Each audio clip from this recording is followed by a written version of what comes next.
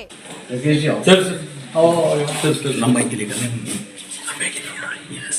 चिड़े हाथ लगाओ, आप भी लगाओ, आप भी लगाओ।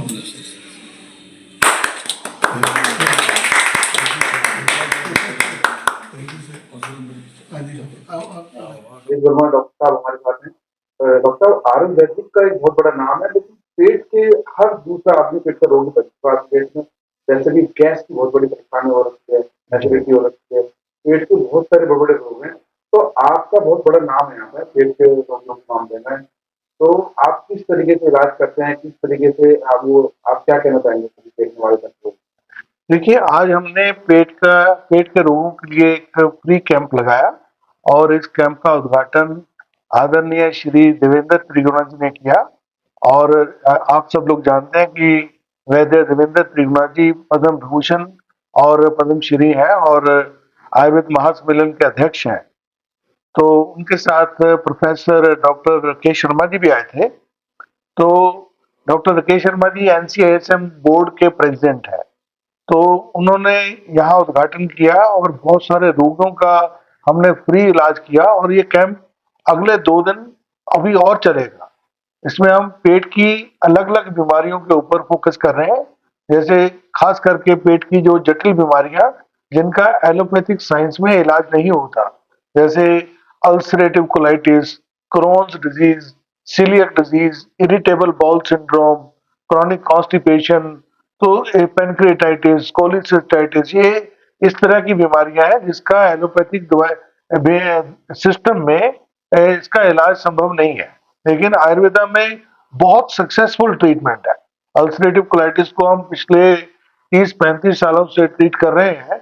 आज तक कोई हजारों मरीज इसका इलाज करवा के अपना स्वस्थ जीवन जी रहे हैं।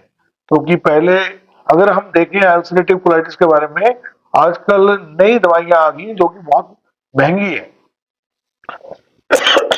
और ये कैंप हमने आम आदमी की सुविधा के लिए लगाया है, जिससे उनको सस्ता इलाज मिले।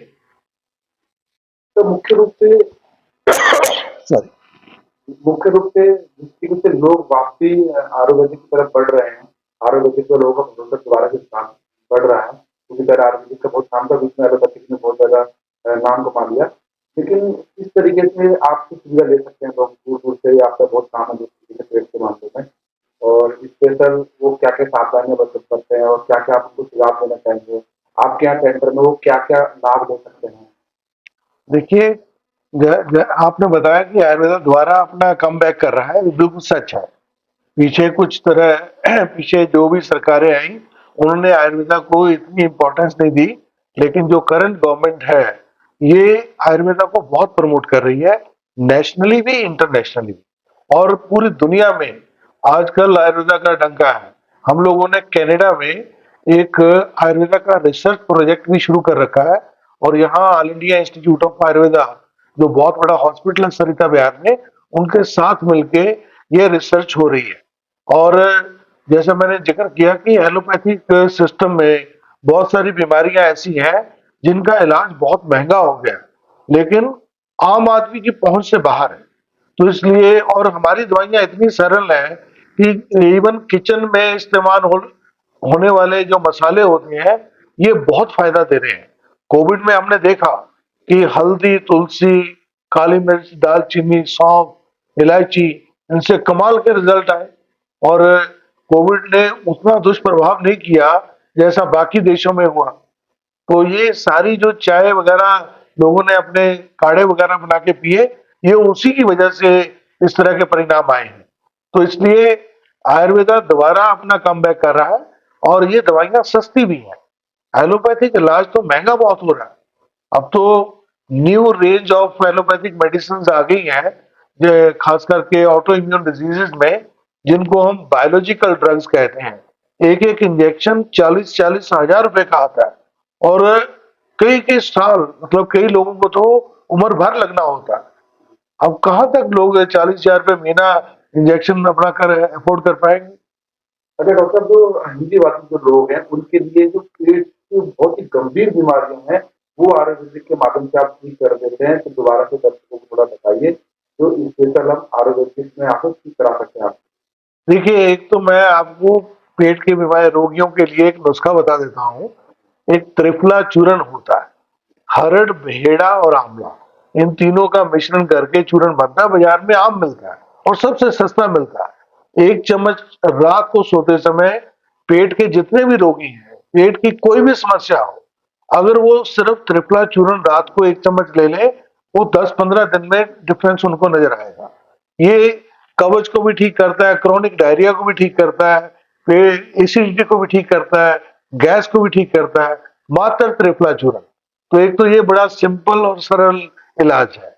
बाकी कई बीमारियां ऐसी हैं, जैसे मैंने जिक्र किया कि पेट के कुछ ऑटो इम्यून डिसऑर्डर्स हैं, उनका हम खास इलाज अपने सेंटर में करते हैं। एक बीमारी है अल्सरेटिव कोलाइटिस, जिसमें पेशेंट को खूनी दस्त आते हैं और उसका इलाज हम बेल फल जो होता है, उसके गुद्दे से बना हुआ बिलवादी चूर्ण, उसको हमने मॉडिफाइड कर लिया है, उससे कैप्सूल बना लिए हैं। वो कैप्सूल हम एक सुबह एक शाम पेशेंट को देते हैं और मरीजों को 10-15 दिन में रिजल्ट आने लगते हैं। तो इस तरह बड़ी सरल दवाइयां हम इस्तेमाल करते हैं और हम चाहते हैं कि लोग ज्यादा से ज्यादा आयुर्वेदिक दवाइयों को स्टडी करें। और इवन स्टडी के मामले में भी हम इसका कोर्स भी शुरू करने वाले हैं बीएमएस डॉक्टर्स के लिए, जो कि अपना आयुर्वेदिक गैस्ट्रोएंटरोलॉजी में अपना एक सर्टिफिकेट कोर्स करके इसमें स्पेशलाइज कर सकते हैं। इसकी जानकारी भी हम आने वाले दिनों में आपके माध्यम से देंगे। तो डॉक्टर जो पेट आजकल ना छोटे छोटे बच्चों को भी 10-12 साल के बच्चों को भी पेट में एसिडिटी होने लगी, गैस बनने लगी है, या तो उनको बताइए खान पान की वजह से हो रहा है, और कुछ लोगों को एसिडिटी की वजह से ही हो रहा है, और कुछ लोगों को एसिडिटी की वजह से ही बवासीर की शिकायत होने लग जाती है बहुत ज्यादा। जी लोग शर्म की वजह से इसका इलाज नहीं करा पाते हैं। जी। तो आपके यहाँ आयुर्वेदिक में आपके पास मदद लेने से वो अपना किस तरीके से इलाज करा सकते हैं? देखिए, बवासीर का मुख्य कारण कब्ज होता है। मैंने जैसे कहा ना कि अगर कुछ भी समझ नहीं आता तो सिर्फ त्रिफला चूर्ण 50-60 गंभीर बीमारियों को ठीक करता है।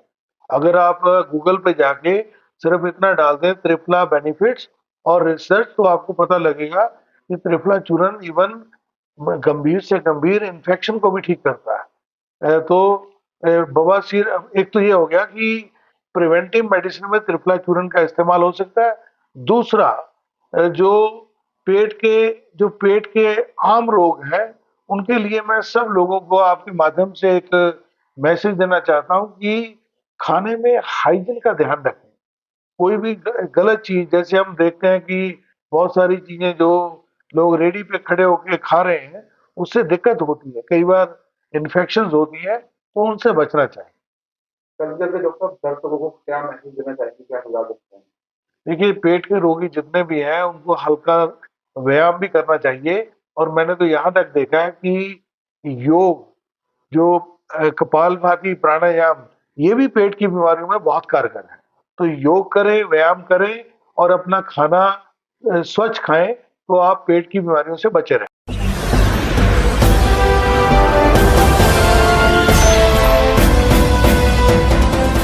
आप देख रहे हैं लाइव न्यूज 99, राष्ट्र सबसे पहले।